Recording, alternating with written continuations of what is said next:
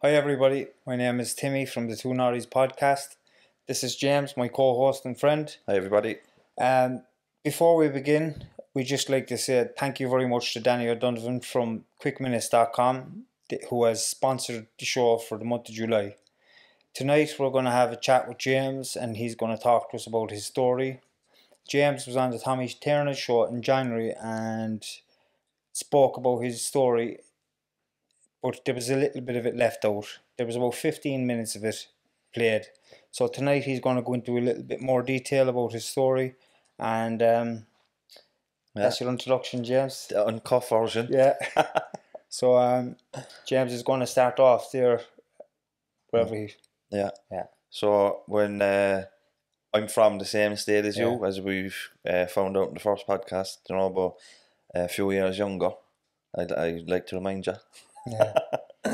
But yeah, from Cork, north side of the city, originally from Dublin, born in Dublin. My family's from Inchicore. We lived in Clondalk and not far from Weefield Prison. Mid-80s, rough, heroin epidemic. So my mum said that she'd move us somewhere quieter, so we moved to Dunmore Gardens in Knocknaheeny. So I suppose it is quieter. It's just not that much quieter, you know. But so we lived in Dunmore Gardens for a few years. Then we moved over to Aircullen, which is a couple of 100 metres down the road, and that's where I grew up. And I've lived between Hollyhill and Knocknaheeny since, living in Gromit the last few years. But growing up in them areas, they would have been all kind of council estate areas. But when that's all you know, it was fine. Like I never knew anything about socio-economic deprivation until I went to college. I never, it was like.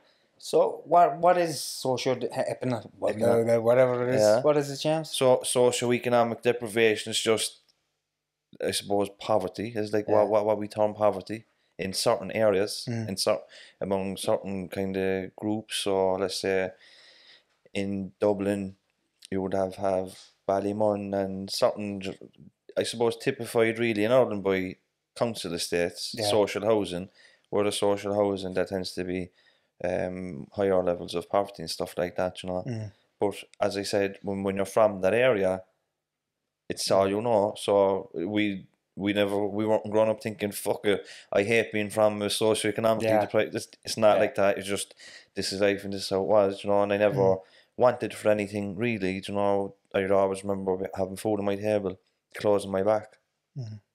And even though obviously times would have been tough, 80s, 90s, I never really felt that I was poor, and I went to Knocknaheny's primary school, St Mary's on the Hill. I loved it, I've all good memories from that school. It's a mixed school. It's not far from where I was living. All my friends was there. And then when I went to the Man secondary school, I hated the Man. I'll just pull you back there a sec, James. Around that time, where did drugs and alcohol come into your life? When I was in primary school, there wasn't really. Although there would have been a lot of addiction in the area where I'm from, and antisocial behaviour. And I remember, standing up on the back road there by Hogan's Lane and up further, cheering on the joyriders, Yeah. I remember that too. Like there were people that we kind of looked up to and respected, It was like a community event, watching the joyriders doing donuts on the back road, And I was always kind of attracted to the negativity. That kind of negative lifestyle. But at the time we didn't see it as negativity, you see it as being cool. And drug use would have been common as well, And I suppose when I was younger, in primary school age, there wasn't drinking, drugs involved. But when I come into my teens then, that's when I kind of started experimenting. But I think around that time, I didn't make the transition from primary school to secondary school well at all. So I went from a primary school mixed in my local area to an all-boys Christian Brothers school in another area, very strict. Around that time as well, my father would have went to prison, and I would have been a middle child, so I have an older brother, a couple of younger sisters, and my mum would have found it difficult to manage me. I would have become very difficult in school. I remember my mum having to come down to meet the principal every couple of weeks, you know, it was so bad then that me nan used to have to come down, and me auntie Claire used to have to come down. They used to take turns, you know, and I remember just spending months on end outside the principal's office or standing in the corridor, you know, and I hated it, and I, you know, looking back, I really needed to be taken out of it, you know, but my mum was adamant that I get the leaving cert, you know, so it caused a lot of friction for me at home, you know, coming home with letters, and just my mum found it very hard to deal with me when I was in school. When I finished school, I done my leaving cert in 2003, 17. Okay. Left the family home, I'd say nearly straight away, you know. All the freedom in the world then, do you know what I mean? Around that, so you were in secondary school.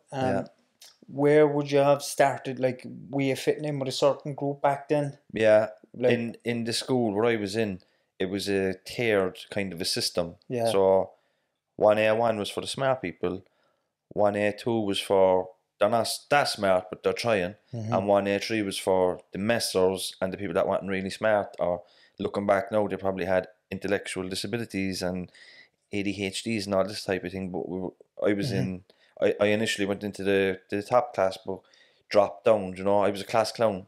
I hated school. I had big resentment with the teachers, you know, and I remember I had an Irish teacher, which I won't name him, used to call us, me and people in my class, you tug, you scut, yeah. you know, this type of thing. It was all negative. It was all negative, and my peace of mind wasn't great at the time either, you know.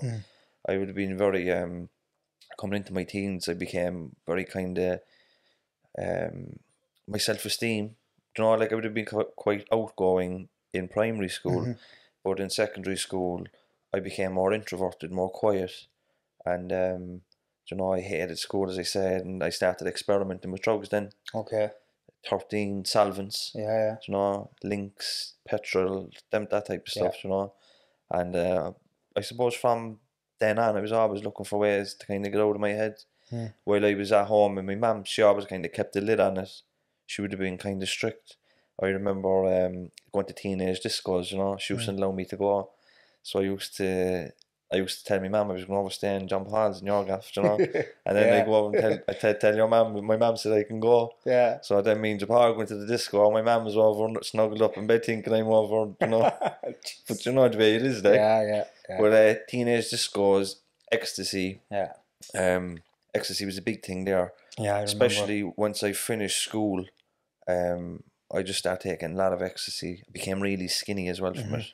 You know, when you leave home in your late teens, you know, and taking a lot of drugs, fuck all nutrition. You know, and I became self-conscious. I did have a very poor self-image, and yeah. So what was going on for you back then? This, you know, like, say for example, now you were after finding a group, pretty much like yourself. You wanted to kind, you didn't fit in at school. Yeah. You know, your teachers were, particularly one teacher was speaking down to you. You know, I understand how that works. You know, you know, but I can imagine it was difficult for you, and you might have had a few struggles as well around your father being away, you know. Yeah. I remember the same time, your father being away, I would have been in France, and I would have actually wrote to your father, you know, trying to get some guidance, you know, because I knew your dad was getting his himself together and trying to sort himself out.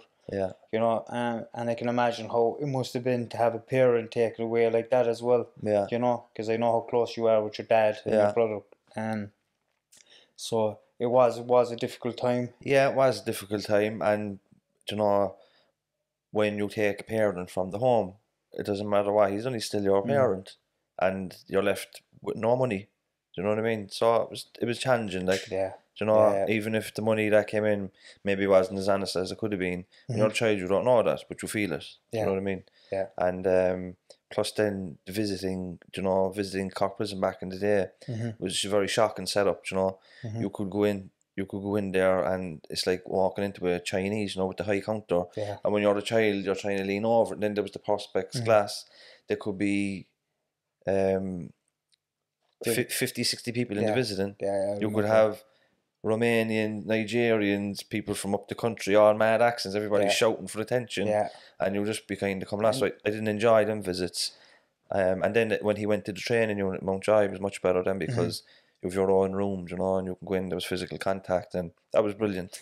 I remember those visits, James, and I can imagine, especially in Cork prison back then, the visits were, as you said, they were like a Chinese counter. But you had kids then inside mother's arms, like, you know, looking at their dads from across the counter, and they were crying and trying to, you know, touch their dads or give them a hug or a kiss. And that was really, really, really tough for a lot of the prisoners, you know. Yeah. And it hit home. It hit me as well when I was in a different prison. It really, really affects prisoners, you know, and family members. My wife as well at the time, like I remember just crying constantly. All I wanted to do was just give him a hug and just give him a small reassurance, you know. So I can imagine how it is for a child as well, like yourself. You know, all you wanted was that just cuddle and reassurance that everything was going to be okay from your dad, you know. So, and I think it's a little bit different now in that, like, they have identified that keeping the father a part of the family is critical to stop the reoffending when he gets out. You know what I mean? Yeah. Like, it is like, and I read many years later as well. You know, when you're in school, especially around your teenage years, and there's a parent missing from the home, you know, it affects your ability to concentrate, your behaviour, and all this stuff. So later on, when I went into academia, I began to read this literature, you know, and I began to, you know, look back on my story then and be able to think, you know what, no wonder you were. And it's not about looking for excuses. It's certainly not. I was a hard child to manage in school. I was. But there was so much going on for me that was never asked. You know, I was never asked by any teacher, how are you, or what supports you want, or what's going on for James. It was always, he's bold, detention, tug, scut, get out. Constant negative attention is all I used to get. But reading the literature afterwards and research shows like that, it's not acting out, it's not bold behaviour. It might be, you know, abnormal behaviour, but I was looking for attention, you know, I was looking for something. You know, and I found that something on the street. You know what I mean? When I was hanging around with, you know, people of my generation, your brothers now, and another good few of us, you know, none of us come from, you know, idyllic settings, let's say. And we found comfort in each other, and it was around a bonfire, generally, with a lot of cans. And that was it. And it was every night, drinking every night, and then some nights would be ecstasy and that type of stuff then, and it was fun. It was fun, but then once the tablets started coming in, you know, we started getting prescriptions from I won't name the doctor, but he was on Cathedral Road, and he used to give us out copious amount of tablets, and there was, like, I remember going into that doctor with a story given to me from my friend's older brother. Just tell him that you're on your out of prison. Tell him you were on this and that and the other in prison, and he'll give him a chat. So I went in 17 with a macchia date of birth, you know, because you have to be 18 to get these tablets. And I was a skinny, scrawny 17-year-old, like, innocent looking, do you know what I mean? I went in thinking I was just going to be ran out the door. He's going to see right through me. Then he says, I was in Cork prison there for a year, and I was on Rohypnol, diazepam 10, and DF118s, and he just started writing. Jesus and Christ. I come out there thinking, oh my God, down to the chemist in Shannon Street, come out with about 150 tranquilizers and sleepers and barbiturates, everything. And from then on, it was just mayhem, because we were still drinking around bonfires, but no, we were taking tablets as well, and we were blanking out. And like yourself, waking up in custody was a very common thing to do. Not knowing what was after happening. Getting charges in the door for stuff that you no recollection of doing, all antisocial behaviour. But some then, I remember then, one time, me and a friend of mine, we were out drinking now and taking tablets and taking ecstasy as well, and we couldn't get a bang off, we couldn't come up off the ecstasy, so we robbed the car, and it wasn't even the joyride, it was just, we robbed the car and drove it down the lane so we'd somewhere to turn on the radio and heat us up, you know. But there was no concept of that somebody actually owned that car, and somebody probably worked very hard for it, and it Yeah. was probably somebody's pride and joy, and you're after just taking it there now. There was none of that, and Yeah. I remember, for a car there when I was about 18, 19, I got 8 months in prison, and looking back, I think, maybe if they sat me in front of the victim of the crime, they say I took your car, prison, I didn't give a shit about prison, and it's not been a hard man, it wasn't. I looked forward to the day that I go into a place where my peers were in there, my family had been in there, and it was like a kind of a reunion. Yeah, it was like a way that you showed you fit in. Yeah, it was like in other cultures they have like when you become a man, kind of rituals, it was like that for us, do you know what I mean? It was like, oh, he's been to prison, he's staunch, he didn't rat, and it was all this kind of the mentality of what a man actually was very warped, so when I went into prison that time, 8 months, I remember going up onto A3 and it was like Knocknaheeny and Hollyhill. It was just like everybody up there was from my area. Yeah. And I was in there with, some of my friends that was locked up in there, and it was great. Yeah. Do you know what I mean? I remember those times. They were great. You were one of the people that I really was surprised with, because I always looked at you and you were a really, really quiet young fella. You were a gifted footballer, gifted soccer player, and I always thought that you could definitely go far. Yourself and another kid that used to live up by us as well, the same guy who was very, very talented, until alcohol and drugs came into the scene, But did you get your leaving cert done around all this madness? I got my leaving cert done in 2003, and I say I done my leaving cert in 2003 around July this year, and I was in Cork prison in November 2004. Okay. So it was a very quick escalation, and like you were saying, I was a quiet young fella. I still am quiet. Yeah, definitely. I am quiet. I always was quiet. Yeah. But the tablets and the alcohol, just I suppose it changed my character. Do you know what I mean? And I done stuff that I brought up a lot of shame and a lot of guilt. I was out of control. Yeah. It was like blanking out, and it was never about using socially. Have a bit of crack. There was a part of that, but it was always using to get flattened. It was like getting cans, but getting a bottle of porno on the side. Yeah. My dad used to say to me, "You're the only man in Cork to wake up in the morning and take 10 sleeping tablets." that was the way it was back then, though. And you're around then for the day, complete like a zombie. Yeah. But you know what it was? I was quiet and I was shy and I was so insecure that if I didn't have all them tablets in me, I couldn't function as a human. I couldn't go to the shop. I was brutal around women. If I was getting attention from a girl, I wouldn't know how to cope with it unless I was stoned over my head. And then it's like, you're grand, do you know what I mean? The tablets gave me everything that I didn't have, the confidence, the self-esteem, all this stuff, when you're taking Valium and Hypnol and stuff like that, you don't give a fuck about anything like that. Like, it's just like, this is who I am, take me or leave me, full of confidence. And I always chased that. I always chased that. And but getting back to the prison thing, up in A3. Oh yeah, I'll go back to the guy that we took his car. Looking back now, I think it would have been very beneficial if I had to meet that person across the table like this, and for him to tell me what my actions had impact on him, about how he works hard for it. It was his pride and joy. I think that would have had a way more impact on me than the prison sentence, really. But we never, like, living in an area like that, like, we didn't have nice cars and we didn't have, nice things like that. So we never had any connection with the people that did. Yeah. And like, if we were treated harshly and we treated them harshly in return, that was just the way of the world. And sometimes you get it and sometimes you receive it.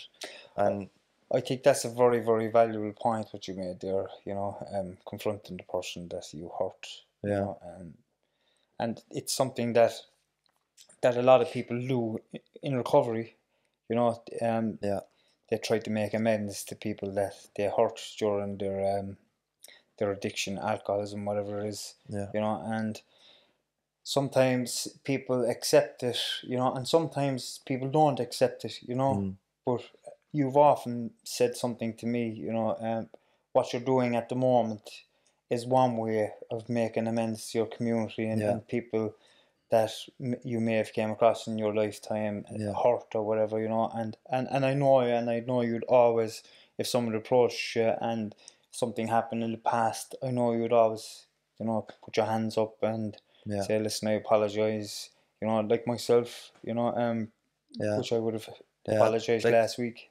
Exactly, and the guilt and the shame of it all really shows, like, the guilt and the shame showed me that I wasn't, that deep down I was actually a good person, but I was doing things that weren't good, and I was hurting people, and it didn't sit with me at all, do you know what I mean?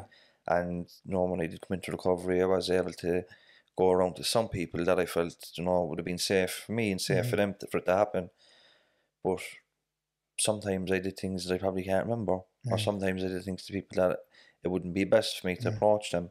So then how do I make amends? I do it in a kind of a general way.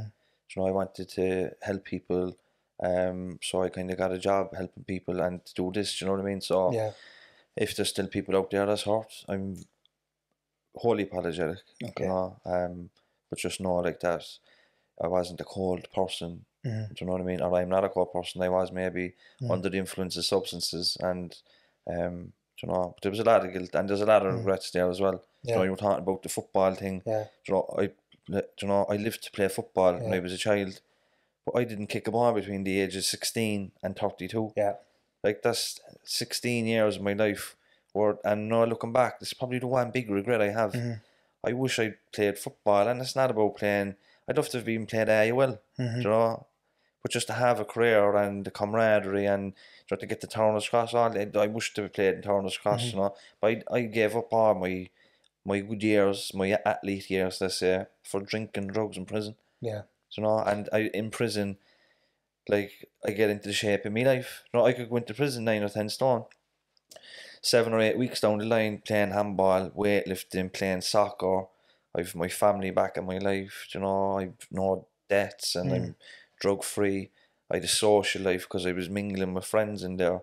I felt more freedom in prison than I did on the street. Because when I got in the street, I strung out again. No family around me, no friends around me. Nobody wanted to be around me. I didn't want to be around anybody.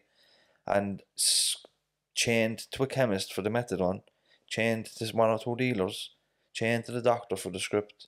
The highlight of my week was going to the chemist. A very, very pathetic existence. But when I went to prison, all that was gone. And even though I was in a tiny cell with somebody else and a piss pot in the corner, I felt more freedom in there because I had my family back. I was safe and I was happy, and I was, be able to watch the football on the weekend and go to the gym and, just have a life with people, because addiction was very isolating for me, especially when I moved on to the heroin. That's what I was just going to get to. We talked about earlier on tablets and ecstasy were after coming into your life, and alcohol and whatever. What age were you when the heroin really crept in and caught a hold of you? See, I'm originally from Dublin. I have a lot of family in Dublin. I knew well about heroin because of Dublin, do you know what I mean? But we didn't have the heroin issue in Cork like they did in Dublin. And the idea in my head that heroin, intravenous, injecting drug use on the street, this kind of stereotype that you would have when you think of heroin use, that was my image. And I thought if I wasn't doing that, I'd be fine. But I used to get tablets, and I used to sell tablets to this fella, and he gave me heroin one day instead, and I said I didn't want that, And he says, no, you smoke this on the tinfoil. So we smoked it, and then I smoked it in prison, and it's just kind of around 2005, 2006 started coming into Cork then. And I remember, like, I'd say, there's a few of us up in Hollyhill. We were some of the first people around the north side to start using heroin. Now I know it would have been amongst 1 or 2 people before that, but it really kind of got flooded in the north side quickly around that time. I remember it. Even you're 4 years older than me, your generation missed it, by a couple of years. But us coming up, heroin started coming in. I remember every Thursday around the boom time, around 2003, 2004, 2005, we used to meet every Thursday up in Hollyhill, and we used to call it Thirsty Thursday. A few cans after work, and then after the while, we would start getting bags of heroin and smoking it after the cans, So Yeah. eventually, Thirsty Thursday turned into Tinfoil Thursday, Yeah. and then there was no more cans, and then there was no more social side to it because there was no more congregating, because everybody becomes snaky. Everybody starts being deceitful, and nobody wants to share their drugs. People start losing jobs. Recession hits. Yeah. What have we? We've drugs. How do you fill the void left by the work? It's drugs, and heroin came in when the jobs left, and it was like a perfect storm of negativity, and it destroyed a lot of people up around here. I remember. And there's a few people didn't survive it. Do you know what I mean? Yeah. And we've been to many funerals down through the years, and my heart goes out to the families, like it does. But I feel that I'm really blessed to have survived it. I've survived a few overdoses. Some of them were bad enough. I remember one time I got out of prison on TR on a Tuesday. I got out, overdosed on the Tuesday night, was back in prison on the Wednesday morning. That was how chaotic I was. Yeah. It was like, as soon as I got out of the gate, it was like all them insecurities I had going in, anxiety, self-esteem, shame, guilt. As soon as you get out of the gate, that hits you like a ton of bricks. And it's like, oh my God, what the fuck are you going to do? Yeah. And it was a taxi or a walk from Ratmore Road to Cathedral Road, script, chemist, load of tablets, set me, and then you're back into the cycle, because once I started, I couldn't stop.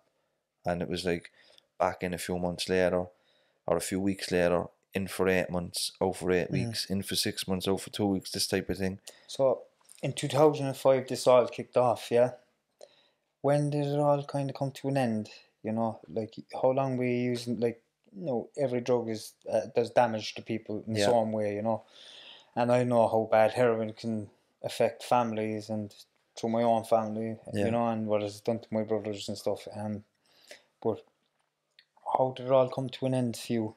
All this, the drug abuse. Yeah, well, as I was saying to you earlier, my idea of heroin use was very kind of intravenous street use, and I thought once I avoided that, I was in denial about it. You know what I mean? But eventually, it ended up there for me. I was injecting drug use. I wasn't around too many people that was doing that, so I was doing it alone a lot, and a lot of the time it would be trial and error starting off. With very sore looking arms and stuff like that. A lot of shame as well. And I would have been with different girls, kind of trying to be in relationships, trying to keep some sort of normality, but self-conscious as well around them, around family. I couldn't be topless. I couldn't wear a t-shirt. I was spending Christmases in squats. And it's so sad. Like, I'm sitting here now, and I'm trying to keep the emotions in, because it seems so kind of out of control. Like, it's a place that your life could be fucking ended at any stage, And society looks down on people like that. Like when we talk about stigma of drug use, there's nothing worse than an intravenous heroin user. That's we like when you're looking at a hierarchy of drug users, the heroin users are always at the bottom. I remember being back at parties, right, and there'd be a mountain of coke on the table, and people be snorting coke off that, lecturing me on drug use, because they felt like that they were coke heads, and they could lecture me on drug use, because I was using a different drug to them. Yeah. I know there's another thing as well for heroin addicts, like that. All I'm doing is smoking. I'm not banging up. I'll never do that, But when you're a drug addict, I know there's no such thing as never as well, James. And I had that. As I said, I smoked it, and then I said I'd never do that. And I do not like needles. Last time I got a blood test, I panned out. Yeah. I do not like needles. But when I was using intravenously, it wasn't a question. I was using needles, it was no problem to me. There was no fear, there was nothing. It was like, this is what I had to do to get the drugs into my body. It wasn't even a question, It's mad where it can bring you. But towards the end, I remember I was staying in one squat type of a place, and I was after using 2 bags, and we say at 10 a.m. and I panned out, and I woke up, it it was dark. It was about 9 o'clock. I was out cold for about 11, 12 hours. And I knew when I woke up that time, I knew that I was close to the end, because sometimes that's an overdose. You're not meant to be out for 12 hours, you know what I mean? That was very close. And when I was using on my own, it's a dangerous thing to do, because there's nobody around to raise the alarm.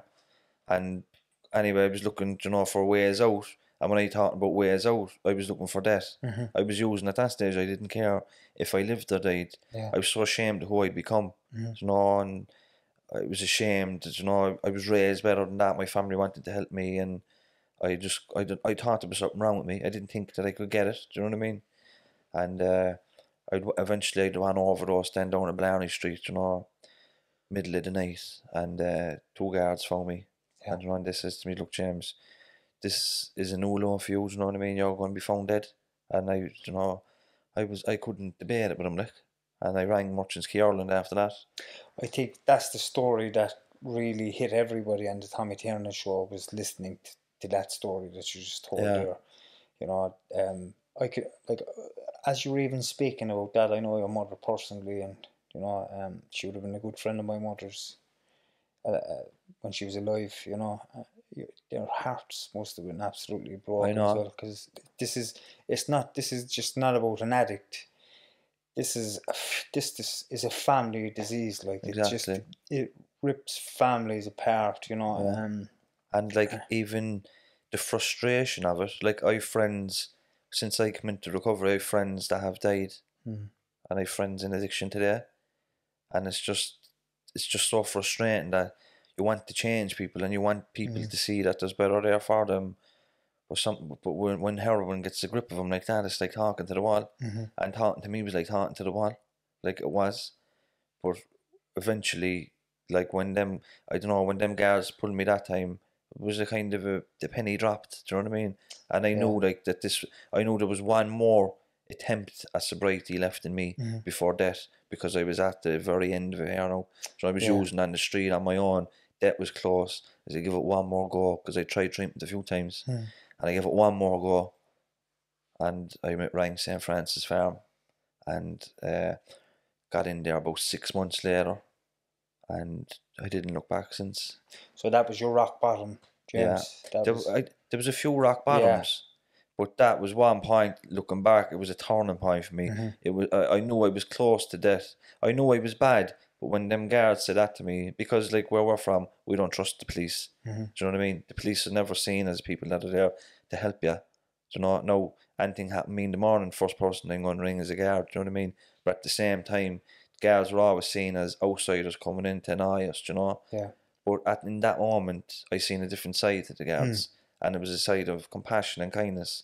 That kind of, I knew for the guard to be compassionate and kind to me like that, it was coming from a place of genuineness, and I couldn't ignore that, and it sat with me, for a couple of days. So after that, I made the call, got into the treatment centre, and I remember just arriving and just thinking, this is it.